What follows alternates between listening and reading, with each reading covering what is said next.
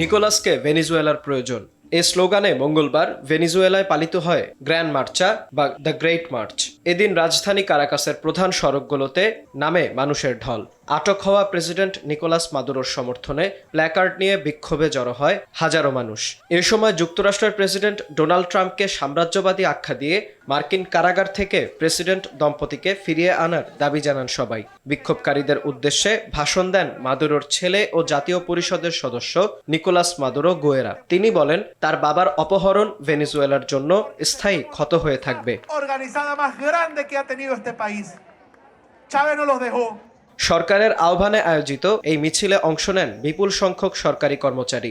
স্থানীয় সংবাদ মাধ্যম ভেনিজুয়েলা নিউজ এ বিক্ষোভকে গ্লোবাল ডে অব অ্যাকশন হিসেবে উল্লেখ করে, যার মাধ্যমে বিশ্বজুড়ে প্রেসিডেন্ট দম্পতির মুক্তির দাবি জানানো হয়। তাদের প্রতি সংহতি জানিয়ে মাদুরোকে ফিরিয়ে আনো এবং ভেনিজুয়েলা থেকে হাত হটাও এসব ব্যানার নিয়ে বিক্ষোভ হয় বেশ কয়েকটি দেশে।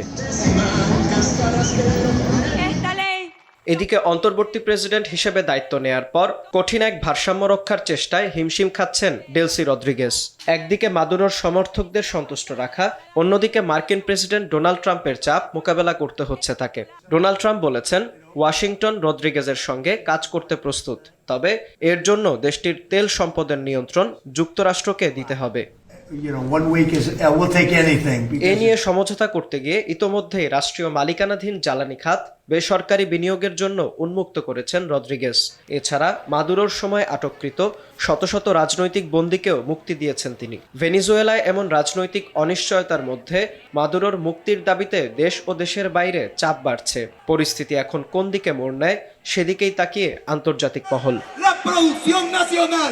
বিন ইয়ামিন, RTV।